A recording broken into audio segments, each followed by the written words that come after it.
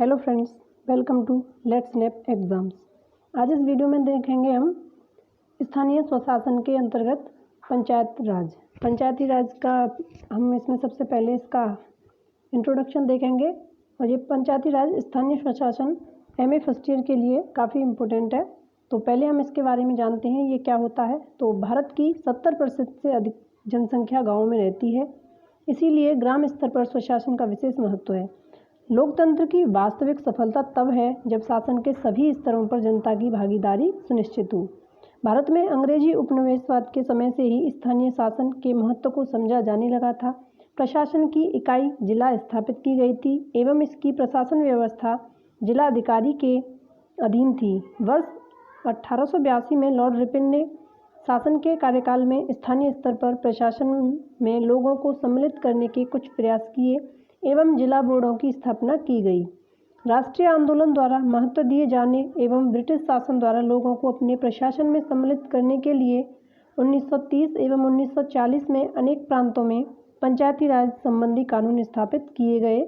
गौरतलब है कि संविधान के प्रथम प्रारूप में पंचायती राज व्यवस्था का कोई उल्लेख नहीं था। गांधी जी के दबाव के परिणाम स्वरूप इसे संविधान के राज्य के नीति निर्देशक सिद्धांतों के अनुच्छेद 40 में स्थान दिया गया।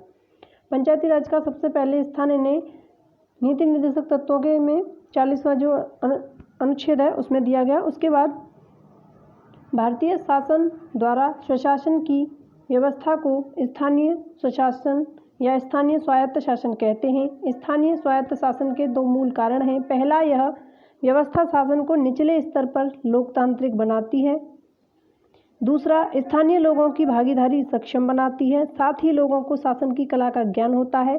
स्थानीय स्वशासन में स्थानीय लोगों की भूमिका महत्वपूर्ण होती है क्योंकि वे स्थानीय समस्याओं को बेहतर समझते हैं, उसके समाधान को आसानी से ढूंढ सकते हैं। स्थानीय स्वशासन का तात्पर्य है स्थानीय लोगों की सहायता से जो स्थानीय स्तर की समस्याएं हैं उनको मिलकर सुलझाना, उन्हें समझना। पहले स्थानीय स्वशासन भारत में स्थानीय लोगों की समस्या का समाधान किया जाता है।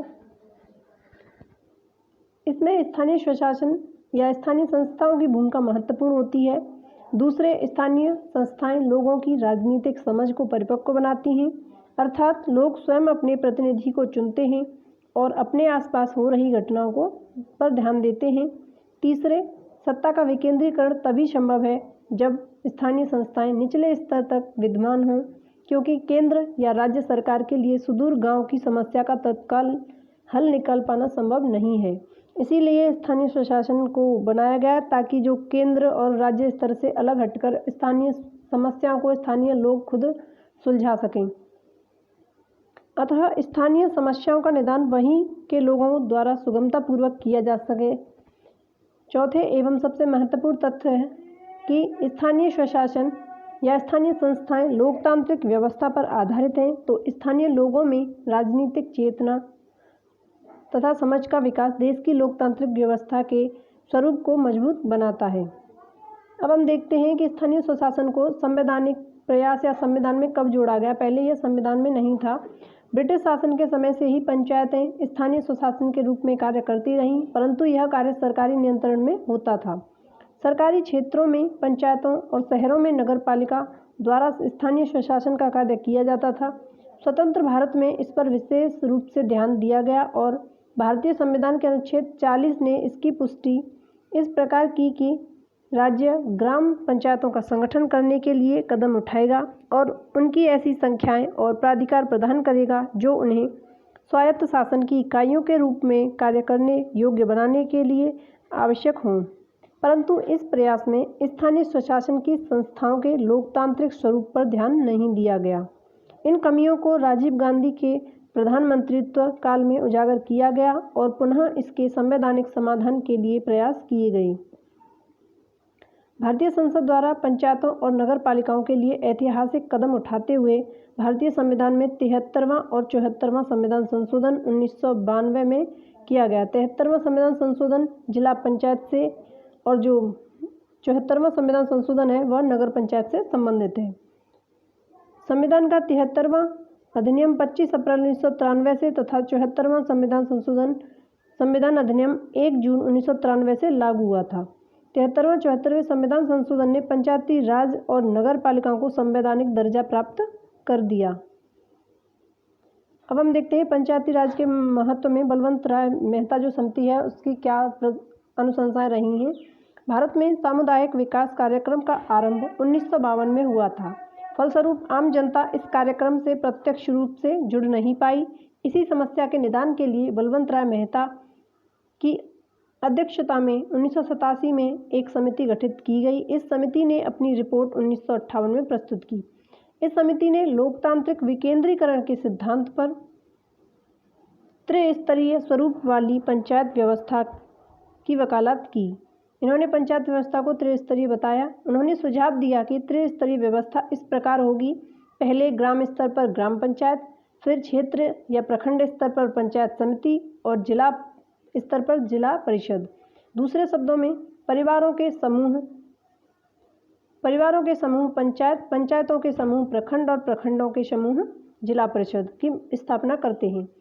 अंततः राष्ट्रीय विकास परिषद ने बलवंत राय मेहता समिति की सिफारिशों को 12 जून 1958 को अपनी स्वीकृति प्रदान कर दी।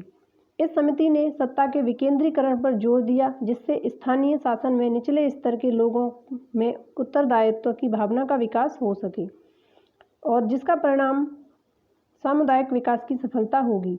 समिति ने राज्य की महत्वपूर्ण भूमिका पर भी जोर दिया और वित्तीय संकट जो स्थानीय संस्थाओं को स्थायी संकट में डाले रहता है का निवारण राज्य द्वारा ही संभव है। बलवंत राय मेहता समिति के प्रजातांत्रिक विकेंद्रीकरण की सिफारिशों को स्वीकार करते हुए सर्वप्रथम आंध्र प्रदेश में प्रयोग के विचार से अगस्त 1958 में कुछ भागों में लोकतांत्रिक विकेंद्रीकरण को लागू किया गया। इसकी सफलता के फलस्वरूप 2 अक्टूबर 1959 को स्वयं प्रधानमंत्री जवाहरलाल नेहरू ने राजस्थान के नागौर जिले में प्रजातांत्रिक विकेंद्रीकरण की योजना का सर्वप्रथम औपचारिक शुभारंभ किया। उसके बाद अन्य राज्यों में भी पंचायती राज व्यवस्था को लागू किया गया, परंतु इस प्रयास को भी उतनी सफलता नहीं मिली जितनी आशा की गई थी। इसके कारण है पंचायती राज संस्थाओं में धन की कमी होना, जिसके लिए वह पूरी तरह राज्य के ऊपर निर्भर थीं। इस संकट ने पूरे प्रयास को असफल बना दिया। दूसरा कारण यह था कि पंचायती राज संस्थाओं के सदस्यों के बीच कार्यों को लेकर बड़ी भिन्नता थी और एक दूसरे को दोषारोपण करना आम बात बन गई। अतः इससे भी पूरी धारणा को आघात पहुंचा। संस्थाओं के वरिष्ठ तथा कनिष्ठ व्यक्तियों के बीच भी आंतरिक मतभेद बने रहते थे। तीसरा महत्वपूर्ण कारण था कि समाज के उच्च वर्ग यथा जमींदारों, उच्च जाति के लोगों तथा समाज के संपन्न व्यक्तियों के कब्जे में आकर पंचायती राज व्यवस्था मृतप्राय हो गई। परिणाम यह हुआ कि आम जनता ने ऐसी संस्थाओं से अपना मुंह मोड़ लिया और पूरी व्यवस्था की सफलता संदिग्ध स्थिति में आ गई। और चौथा कारण था कि गांवों में निरक्षरों की भरमार तथा राजनीतिक चेतना के अभाव ने भी इन संस्थाओं के स्वस्थ कार्यकलाप पर प्रश्न चिन्ह लगा दिया। अब हम देखते हैं अशोक मेहता समिति, इन्होंने क्या बताया इसके बारे में। उपरोक्त प्रयासों की असफलता, जब बलवंत राय मेहता समिति की असफलता के बाद उपरोक्त प्रयासों की असफलता के बाद पंचायती राज संस्थाओं पर विचार करने एवं पंचायती राज को और अधिक प्रभावी बनाने के लिए 1977 में अशोक मेहता समिति गठित की गई। इस समिति ने 1978 में अपनी रिपोर्ट प्रस्तुत की। इस समिति ने पंचायती राज को द्विस्तरीय बनाने का सुझाव दिया और इन्होंने कहा कि पहला स्तर मंडल स्तर होगा और दूसरा स्तर जिला परिषद जिला स्तर पर। परंतु अशोक मेहता समिति की सिफारिशों को देश की राजनीतिक अस्थिरता के कारण लागू नहीं किया गया। फिर तीसरी समिति आई एमएल सिंघवी। ग्रामीण विकास मंत्रालय ने एमएल सिंघवी की अध्यक्षता में 1986 में एक समिति का गठन किया। इसका उद्देश्य पंचायती राज व्यवस्था की जांच करना तथा इस समिति ने ग्राम सभा को पुनर्जीवित करने तथा पंचायती राज के नियमित चुनाव कराने पर बल दिया। इस समिति ने पंचायती राज को संवैधानिक दर्जा देने की भी सिफारिश की। अब हम देखते हैं पंचायती राज की नई प्रणाली। संविधान के अनुच्छेद 40 के रूप में एक निर्देश समाविष्ट किया गया।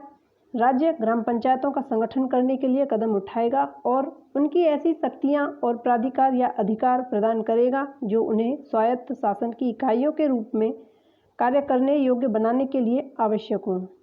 लेकिन अनुच्छेद 40 में इस निर्देश के होते हुए भी पूरे देश में इस बात पर ध्यान नहीं दिया गया कि प्रतिनिधित्व लोकतंत्र की इकाई के रूप में इन स्थानीय इकाइयों के लिए निर्वाचन कराया जाए। इस दृष्टि से पंचायत को अधिक सुचारू रूप से चलाने के लिए संविधान के 73वें संशोधन द्वारा पंचायती राज संस्थाओं को संवैधानिक मान्यता प्राप्त की गई। संविधान में एक नया भाग जोड़ा गया, भाग 9। भाग 9 द्वारा संविधान के अनुच्छेद 16 और एक अनुसूची 11वीं अनुसूची जोड़ी गई। 25 अप्रैल 1993 से 73वां संविधान संशोधन लागू किया गया। इसकी प्रमुख विशेषताएं थीं, इसकी हम विशेषताएं देखते हैं। इसमें 3 सोपान प्रणाली है। संविधान के भाग 9 के अंतर्गत अनुच्छेद 243 खा के द्वारा त्रिस्तरीय पंचायती राज व्यवस्था का प्रावधान किया गया। प्रत्येक राज्य में ग्राम स्तर, मध्यवर्ती स्तर एवं जिला स्तर क्रमशः ग्राम पंचायत, पंचायत समिति और जिला परिषद पंचायती राज संस्थाओं का गठन किया जाएगा, किंतु 20 लाख से कम जनसंख्या वाले राज्यों में या कम जनसंख्या वाले जो क्षेत्र हैं उनमें मध्यवर्ती स्तर पर पंचायतों का गठन करना आवश्यक नहीं है। अगर जहां कम जनसंख्या है 20 लाख से, तो वहां पर गांव स्तर और फिर जिला स्तर पर ही पंचायत समिति जो है वह बनाई जाएगी। और दूसरा, इसमें 3 जो स्तर हैं, हम उन 3 स्तरों को देखते हैं। पहला है ग्राम स्तर, गांव के लेवल पर ग्राम स्तर है। पंचायती राज व्यवस्था के अंतर्गत सबसे निचले स्तर पर ग्राम पंचायत होती है, जिसका चुनाव ग्राम सभा द्वारा किया जाता है। ग्राम सभा में एक गांव अथवा छोटे छोटे कई गांव के समस्त वयस्क जो नागरिक हैं 18 वर्ष से ऊपर के वो सम्मिलित होते हैं, जो कि एकत्रित होकर ग्राम सभा का क्षेत्र अलग अलग चुनाव क्षेत्रों में विभक्त होने की स्थिति में अपने अपने निर्वाचन क्षेत्र में चुनाव आयोग द्वारा निर्धारित तिथि को मतदान करते हैं। ग्राम सभा द्वारा वार्षिक बजट तैयार किया जाता है। यह निर्धारित किया जाता है कि आगामी वर्ष में खेती की उपज का क्या लक्ष्य रखा जाएगा। पंचायत के सभी सदस्यों एवं सरपंच का चुनाव ग्राम सभा द्वारा प्रत्यक्ष रूप से किया जाता है। अब हम देखते हैं दूसरे स्तर की पंचायत समिति, जो कि ब्लॉक स्तर पर होती है या फिर इसे प्रखंड स्तर भी कह सकते हैं। पंचायती राज व्यवस्था में मध्य के अर्थात प्रखंड स्तर पर पंचायत समिति होती है। पंचायत समिति का संगठन सभी राज्यों में एक समान नहीं होता है। इसके सदस्यों में सम्मिलित हैं विधानसभा के सदस्य, लोकसभा के सदस्य, प्रखंडों के समस्त प्रधानों, सहकारी समितियों एवं छोटी नगर पालिकाओं तथा अनुसूचित क्षेत्रों के प्रतिनिधि, प्रखंड से निर्वाचित अथवा प्रखंड में निवास करने वाले विधान परिषद एवं राज्यसभा के सदस्य, प्रखंड से निर्वाचित जिला परिषद की समस्त सदस्य, विकास एवं आयोजन में रुचि रखने वाले 2 सहयोजित सदस्य तथा महिलाओं एवं अनुसूचित जातियों के कुछ सहयोजित प्रतिनिधि शामिल होते हैं। विकास अधिकारी इसका सचिव होता है। इसका अध्यक्ष निर्वाचित होता है तथा इसकी सहायतार्थ उप प्रधान भी चुने जाते हैं। इस संपूर्ण योजना में पंचायत समिति सर्वाधिक महत्वपूर्ण संस्था है। प्रखंड की समस्त ग्राम पंचायतों के मध्य सामंजस्य रखना एवं समस्त विकास कार्यों को चलाना इसी का कार्य है। ऊपर से प्राप्त होने वाले अनुदान का ग्राम पंचायतों के मध्य विभाजन पंचायत समिति द्वारा ही किया जाता है। राज्य के द्वारा जो इन्हें अपना शासन चलाने के लिए जो भी अनुदान दिया जाता है, जो भी धनराशि दी जाती है, वो पंचायत समिति जो है वह ग्राम पंचायतों में विभाजित करती है या उनको बांटती है। आगे हम देखते हैं तीसरा स्तर है जिला स्तर। जिला स्तर पर होती है जिला परिषद। पंचायती राज व्यवस्था के पद सोपान क्रम में जिला परिषद शीर्षस्थ संस्था है, जो सबसे ऊपर होती है। फिर उसके बाद पंचायत समिति होती है, फिर उसके बाद ग्राम पंचायत होती है। तो इसका संगठन भी पंचायत समिति के नमूने पर ही किया जाता है। इसके सदस्यों का निर्वाचन भी जनता द्वारा प्रत्यक्ष रूप से किया जाता है। इसके जो सदस्य हैं उनका निर्वाचन जनता द्वारा किया जाता है, जबकि जो इसका अध्यक्ष है उसका निर्वाचन जो चुने हुए जनता द्वारा सदस्य हैं उनके द्वारा किया जाता है। इसके अतिरिक्त जिले के समस्त विधायक, संसद सदस्य, राज्य विधानसभा के सदस्य एवं कुछ महिलाएं तथा अनुसूचित जातियों के सहयोजित सदस्य भी जिला परिषद के सदस्य होते हैं। प्रत्येक जिला परिषद में एक निर्वाचित अध्यक्ष होता है, जिसे जिला प्रमुख कहा जाता है। इसके अतिरिक्त एक उपाध्यक्ष भी होता है, जिसे उप जिला प्रमुख कहते हैं। विभिन्न राज्यों में स्थानीय एवं आवश्यकता के अनुसार पंचायती राज संस्थाओं के संगठन एवं कार्यों में अंतर होते हुए भी निम्नलिखित सिद्धांत समान रूप से स्वीकृत किए जाते हैं। कुछ ऐसे सिद्धांत हैं जो हर एक राज्य में पंचायती स्तर की अलग अलग उनमें जो अंतर है हर एक राज्य में, फिर भी कुछ चीज़ें ऐसी हैं जो उनमें समान होती हैं, तो उन्हें हम देखते हैं। पहला है, ग्राम से जिले तक पंचायती राज का संगठन त्रिस्तरीय रहना तथा उसकी समस्त संस्थाओं के मध्य औद्योगिक संबंध स्थापित किए जाने चाहिए। अधिकारों एवं दायित्वों का हस्तांतरण वास्तविक रूप से होना चाहिए। नई संस्थाओं द्वारा अपने उत्तरदायित्व या दायित्व भली भांति वहन कर सकने हेतु अपने पास पर्याप्त मात्रा में साधन उपलब्ध होने चाहिए। प्रत्येक स्तर का विकास कार्यक्रम उसी प्रकार की संस्था द्वारा कार्यान्वित होना चाहिए। अब हम देखते हैं पंचायतों की संरचना। राज्य विधानमंडल को विधि द्वारा पंचायतों की संरचना के लिए उपबंध करने की शक्ति प्रदान की गई, परंतु किसी भी स्तर पर पंचायत के प्रादेशिक क्षेत्र की जनसंख्या और ऐसी पंचायत में निर्वाचन द्वारा राज्य विधानमंडल को विधि द्वारा पंचायतों की संरचना के लिए उपबंध करने की शक्ति प्रदान की गई, परंतु किसी भी स्तर पर पंचायत के प्रादेशिक क्षेत्र की जनसंख्या और ऐसी पंचायत में निर्वाचन द्वारा भरे जाने वाले स्थानों की संख्या के बीच अनुपात समस्त राज्यों में यथासंभव एक ही होगा।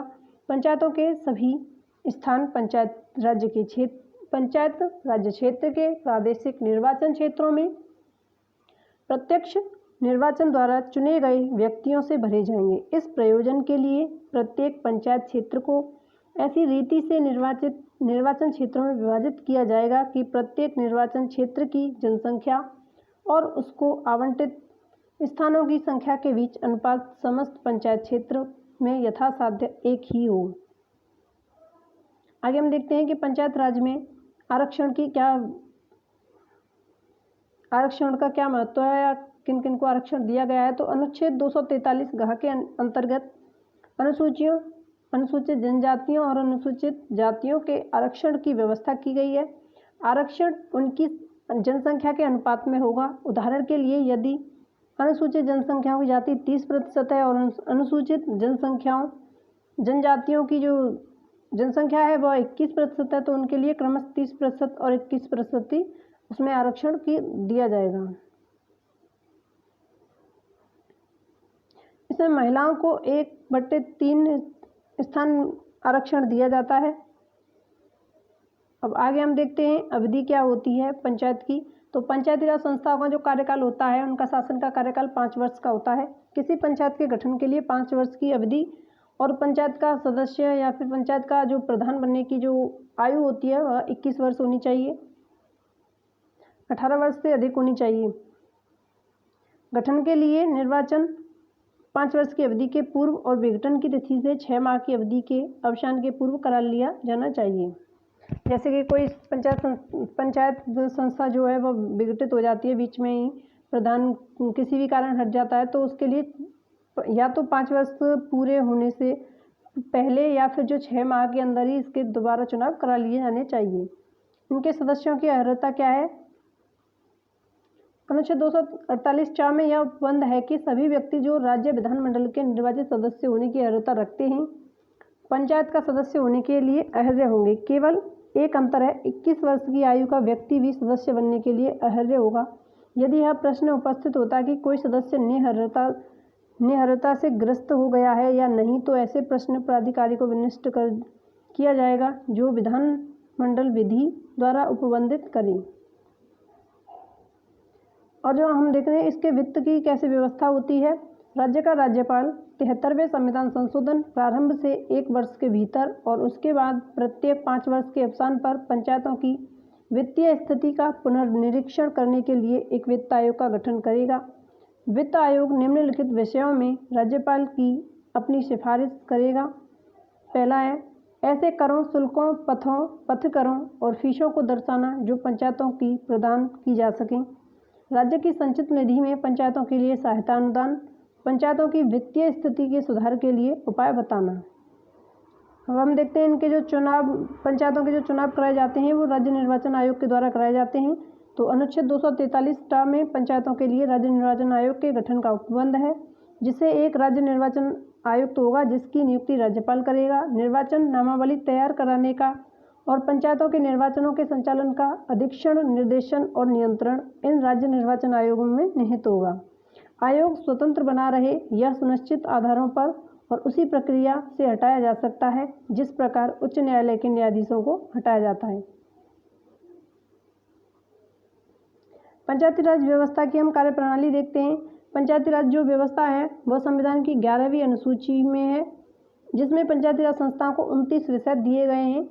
अगर आप इन 29 विषयों को याद कर सकते हैं तो आप देख सकते हैं, पहला है कृषि, दूसरा है भूमि सुधार, तीसरा है लघु सिंचाई जल प्रबंधन, चौथा है पशुपालन, डेयरी, कुक्कुट पालन, मत्स्य पालन, मछली पालन, सामाजिक वानिकी, उद्यान वानिकी और लघु वन्य उपज, लघु उद्योग, नौवां है ग्रामीण आवास, 10वां है खादी ग्रामीण एवं सूती कपड़ा उद्योग, फिर है पेयजल, ईंधन एवं पशुचारा, ग्रामीण विद्युतीकरण, सड़कों, पुलों, घाटों, जलमार्गों के संचार के अन्य साधनों का विकास, गैर परंपरागत ऊर्जा के स्रोत, निर्धनता उन्मूलन कार्यक्रम और शिक्षा, फिर है तकनीकी प्रशिक्षण, व्यावसायिक शिक्षा, लेखा जांच एवं अनौपचारिक शिक्षा, वाचनालय, सांस्कृतिक गतिविधियां, बाजार एवं हाट, स्वास्थ्य, स्वच्छता, परिवार कल्याण, महिला और बाल विकास, समाज कल्याण, दुर्बल वर्गों का विशिष्टता, अनुसूचित जातियों और अनुसूचित जनजातियों का कल्याण, सार्वजनिक वितरण प्रणाली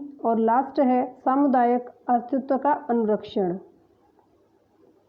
अब हम देखते हैं पंचायत स्तर जो समिति है उनको कौन कौन से विषय मिले गए हैं या उनके कार्य क्या क्या होते हैं।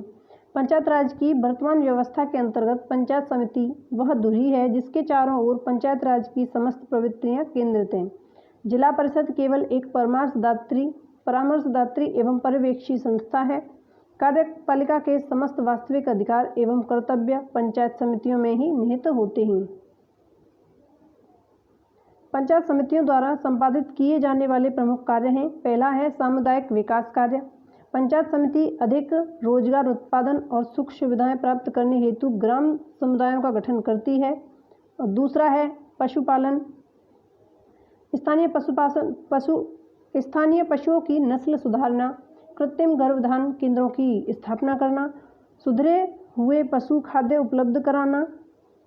और आगे हम देखते हैं कृषि संबंधी कार्य। कृषि संबंधी कार्य हैं पंचायत समिति के कृषि संबंधी कार्यों में सम्मिलित है अधिक कृषि उत्पादन हेतु योजनाओं का निर्माण करना, उन्हें क्रियान्वित करना। और फिर है स्वास्थ्य एवं सफाई से टीकाकरण की व्यवस्था करने सहित स्वास्थ्य सेवाओं का व्यापक विस्तार एवं रोगों की रोकथाम करना, शुद्ध पेयजल की व्यवस्था करना, परिवार नियोजन हेतु लोगों को प्रोत्साहित करना। आगे देखते हैं सहकारिता से संबंधी कार्य। पंचायत समितियों का यह दायित्व है कि वे ग्राम सेवा सहकारी समितियों के औद्योगिक, सिंचाई, कृषि तथा अन्य सहकारी संस्थाओं की स्थापना में सहायता देकर ग्रामीण क्षेत्र में सहकारिता को प्रोत्साहन दें। फिर है शिक्षा एवं समाज शिक्षा के कार्य। पंचायत समितियां शिक्षा एवं समाज शिक्षा संबंधी कार्यों के संदर्भ में प्रमुखतः ये कार्य संपादित करती हैं। प्राथमिक विद्यालयों की स्थापना करना, माध्यमिक स्तर की छात्रवृत्तियां एवं आर्थिक सहायता प्रदान करना, लड़कियों में शिक्षा का प्रसार करना, प्रौढ़ शिक्षा की व्यवस्था करना, अध्यापकों के लिए क्वार्टरों का निर्माण करना, पुस्तकालयों की स्थापना करना तथा युवा संगठनों, सामुदायिक एवं विनोद केंद्रों की स्थापना करना। फिर है संचार साधनों संबंधी कार्य। पंचायत समिति द्वारा अंतः पंचायत सड़कों एवं इस प्रकार की सड़कों पर पुलों का निर्माण तथा उनका संरक्षण किया जा सकता है। हम देखते हैं ग्राम पंचायत जो है ग्राम स्तर की, उसके क्या क्या कार्य होते हैं। ग्राम पंचायतें पंचायती राज्य व्यवस्था की आधारशिलाएं हैं। पंचायती राज व्यवस्था की सफलता, उसकी प्रभावपूर्ण क्रियान्विति पंचायतों की सुदृढ़ता एवं शक्ति पर ही निर्भर करती है। 73वें संविधान संशोधन अधिनियम के अंतर्गत पंचायतों के महत्वपूर्ण स्थिति को स्वीकृति प्रदान की गई है। ग्राम पंचायतों द्वारा विविध एवं बहुमुखी कार्यों को संपन्न किया जाता है। इनके जो प्रमुख कार्य हैं वो हैं, पहले प्रशासनिक कार्य, इसमें जनगणना करना, रोजगार संबंधी आंकड़े तैयार करना और सरकारी सहायता से पंचायत क्षेत्र तक पहुंचना, ग्राम विकास योजनाओं पर विचार विनिमय करना। दूसरा है कृषि संबंधी या वन संरक्षण से संबंधित कार्य, गांव की बेकार पड़ी भूमि को कृषि योग्य बनाना, कृषि उत्पादन वृद्धि में सहायता देना, उत्तम बीजों के उत्पादन तथा प्रयोग को प्रोत्साहित करना। फिर चौथा है सफाई, तीसरा है सफाई एवं स्वास्थ्य संबंधी जो कार्य हैं, गांव में पेयजल की व्यवस्था करना, सार्वजनिक गलियों, नालियों एवं तालाबों आदि की सफाई करवाना। आगे देखते हैं शैक्षिक एवं सांस्कृतिक कार्य। ग्राम पंचायत के इन कार्यों में मुख्य रूप से सम्मिलित हैं शिक्षा का विस्तार, कला एवं संस्कृति को प्रोत्साहन, मनोरंजन आदि के लिए अखाड़ों एवं क्लबों की व्यवस्था, सार्वजनिक पुस्तकालय तथा वाचनालय। फिर देखते हैं सार्वजनिक निर्माण संबंधी कार्य। इस प्रकार के कार्यों में सार्वजनिक नालियों, पुलों का निर्माण, उनकी मरम्मत, सार्वजनिक इमारतों की व्यवस्था, सार्वजनिक तालाबों एवं कुओं की व्यवस्थाएं, उनकी स्वच्छता का प्रबंध, धर्मशालाओं का निर्माण एवं व्यवस्था, पशु घरों की स्थापना आदि करना। और फिर है आगे जनहित संबंधी कार्य करना। इसमें शामिल हैं भू सुधार संबंधी योजनाओं में सहायता करना, प्राकृतिक प्रकोपों के समय ग्रामवासियों की मदद करना, परिवार नियोजन का प्रचार करना, विकास कार्यों के लिए श्रमदान करना, समितियों की स्थापना करना। देश के कई राज्यों में पंचायती राज संस्थाओं के निर्वाचन कराए जाते हैं। केंद्र सरकार भी इस दिशा में राज्यों को पूर्ण सहयोग प्रदान कर रही है। उनके द्वारा राज्यों के उन अधिकारियों एवं कर्मचारियों को प्रशिक्षित भी किया जाता है जो इस कार्य से जुड़े हुए हैं। इस प्रशिक्षण का उद्देश्य पंचायती राज व्यवस्था के संबंध में आए नए उत्तरदायित्वों के संबंध में सरकारी अमले को प्रशिक्षित करना है। अब इसमें हम देखते हैं पंचायती राज में महिलाओं की स्थिति। पंचायती राज व्यवस्था में महिलाओं के राजनीतिक सशक्तिकरण को प्रभावी तरीके से हासिल किया गया है। विश्व की तुलना में भारत में सर्वाधिक महिलाएं स्थानीय निकायों में चुनी गई हैं। संविधान ने पंचायत व्यवस्था में महिलाओं के लिए 33% के आरक्षण की व्यवस्था की गई है। पंचायत राज मंत्रालय के अनुसार महिलाओं का प्रतिनिधित्व 42% तक बढ़ा है। इसके द्वारा लिंग संबंधी समीकरणों में नाटकीय रूप से परिवर्तन हुआ है और ग्रामीण क्षेत्रों में नेतृत्व की रूपरेखा बदली है। पंचायतों में महिलाओं के प्रतिनिधित्व में बढ़ोतरी के साथ साथ महिला एवं सहायता समूहों के आंदोलनों में भी महिला आत्मविश्वास को नई ऊंचाइयां प्रदान की गई हैं। अब हम देखते हैं पंचायती राज का सिंहावलोकन। लोकतंत्र को मजबूती प्रदान करने की दृष्टि से पंचायती राज संस्थाओं को भारतीय संविधान में स्वशासन की इकाई की अवधारणा का उल्लेख एक सही कदम है, किंतु ध्यान देने की बात यह है कि यह इकाई राजनीतिक के साथ साथ आर्थिक इकाई भी है। इस संदर्भ में ग्राम सभा को एक कृषि औद्योगिक समुदाय की संज्ञा दी जा सकती है। जीवीके राव समिति की रिपोर्ट में उल्लेख किया गया कि विकास कार्यों में गांव के लोगों को स्वैच्छिक सहयोग स्वावलंबन की दिशा में पहला कदम होगा। राज्यों के पंचायत अधिनियमों में ऐसा प्रावधान है कि ग्राम सभा की इस जिम्मेदारी को निभाना है कि ग्रामीण विकास के किसी कार्य में श्रमदान हेतु लोगों को प्रेरित किया जाए। निसंदेह इसके लिए पंचायती राज संस्थाओं के स्तर पर एक गतिशील नेतृत्व की आवश्यकता होगी। सभी राज्यों के पंचायती राज संस्थाओं के कार्यकारिणी में महिलाओं को 33% आरक्षण का प्रावधान है। कुछ राज्यों जैसे बिहार, राजस्थान, हिमाचल प्रदेश, उत्तराखंड में महिलाओं के लिए 50% आरक्षण का प्रावधान लागू है।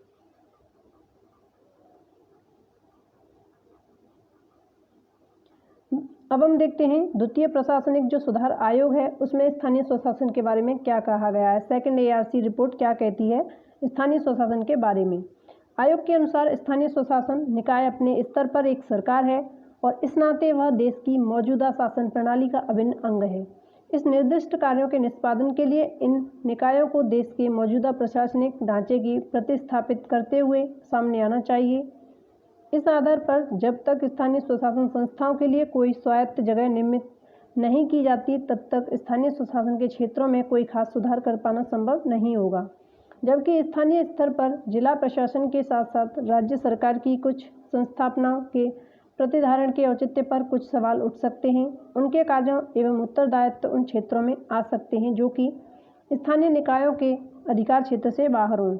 जहाँ तक इन्हें सौंपे गए कार्यों का प्रश्न है, स्थानीय संस्थाएं को स्वायत्तता होनी चाहिए और इन्हें राज्य सरकार की नौकरशाही के नियंत्रण से पूरी तरह से मुक्त होना चाहिए। आयोग ने कहा है कि स्थानीय स्वशासन को शक्ति संपन्न बनाने के लिए द्वितीय प्रशासनिक सुधार आयोग ने कई सिद्धांतों की संस्तुति, जिसमें शामिल हैं विकेंद्रीकरण के संदर्भ में अनुशंसिकता के सिद्धांत का अनुप्रयोग, स्थानीय शासन तथा इसी तर्ज पर राज्य सरकारों को स्थानीय शासन के विविध स्तरों के लिए कार्यों का स्पष्ट निरूपण तथा विभाजन। क्षमता निर्माण और जवाबदेही रेखांकित करते हुए इन कार्यों और संस्थानों की प्रभावकारी सुपुर्दगी कार्यक्रमों और एजेंसी के अभिसरण के माध्यम से स्थानीय स्वशासन और विकास का अर्थात जन केंद्रित बनाना।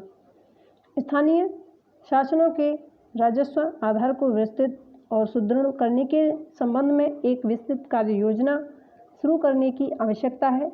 इस कार्य में संसाधन जुटाने के 4 प्रमुख पहलुओं अर्थात कराधान की संभाव्यता, यथार्थ कर दरों का निर्धारण, कर आधार को बढ़ाना, संग्रहण में सुधार लाना। अब हम देखते हैं पंचायती राज की आवश्यकता क्या है और इसका महत्व क्या है। पंचायतों का अस्तित्व यदि प्राचीन काल से ही विद्यमान था, किंतु समकालीन पंचायती राज संस्थाएं इस अर्थ में नई हैं कि उन्हें काफ़ी अधिक अधिकार, साधन, उत्तरदायित्व सौंपे गए हैं। इसका अभिप्राय है निम्नलिखित तथ्यों से स्पष्ट होते हैं। पहला है, भारत में स्वतंत्र लोकतांत्रिक परंपराओं की स्थापना करने के लिए पंचायत व्यवस्था ठोस आधार पर प्रदान करती है।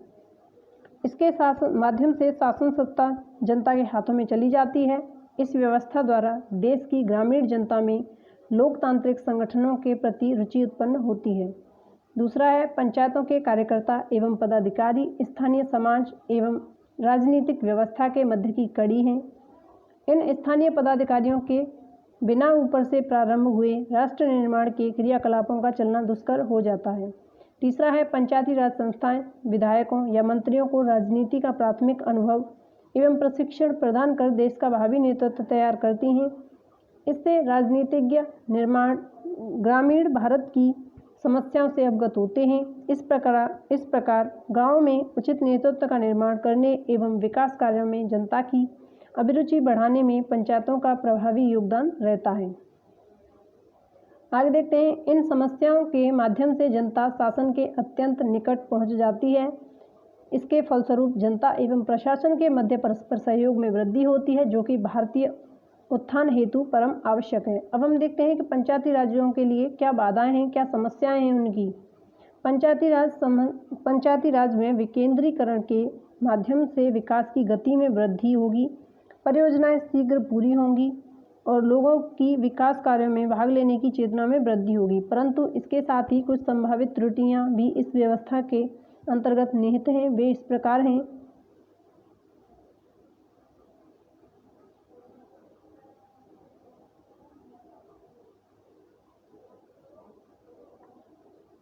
पंचायती राज व्यवस्था के अंतर्गत जो लोकतांत्रिक विकेंद्रीकरण की प्रक्रिया है, वह केंद्र को कमजोर बना सकती है।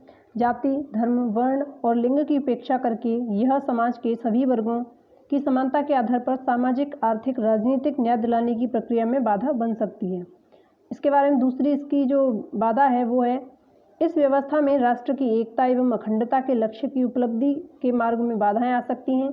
एक तो पहले से ही अलगाववादी तथा उग्रवादी शक्तियां देश की एकता और अखंडता को तोड़ने का प्रयास कर रही हैं। ऊपर से इन व्यवस्थाओं द्वारा भी इनका हनन किया जा रहा है। इनका आतंकवादी शक्तियों के राष्ट्रवाद के सूत्रों को भी कमजोर किया है। पूर्व में हम यह अनुभव कर चुके हैं कि क्षेत्रीय राजनीतिज्ञ स्थानीय संगठनों के कार्य में हस्तक्षेप करते हैं। वर्तमान परिस्थितियों में इसे रोक पाना बहुत कठिन काम है। हमारे देश में मुद्रा व शक्ति का जो दुरुपयोग किया जा रहा है, उसे पंचायती राज की सफलता हेतु रोकना होगा। अब हम देखेंगे कि पंचायती राज जो व्यवस्था है उसे अधिक प्रभावी और अधिक व्यवहारिक हम कैसे बनाएं। उसके लिए सुझाव हम देखते हैं।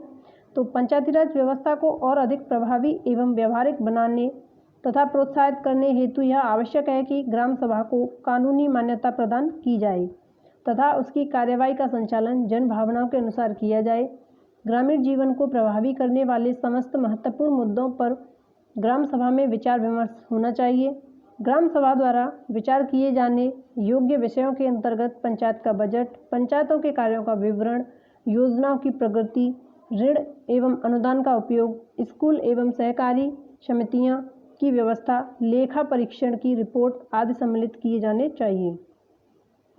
दूसरा है, पंचायती राज संस्थाओं को कर लगाने के कुछ व्यापक अधिकार दिए जाने चाहिए। पंचायती राज संस्थाओं के पास अपने स्वयं के साधन विकसित किए जाने चाहिए ताकि वे अपने वित्तीय साधनों में वृद्धि करके अधिक स्वतंत्रता पूर्वक अपने विवेक के अनुसार अपने कर्तव्यों का पालन कर सकें।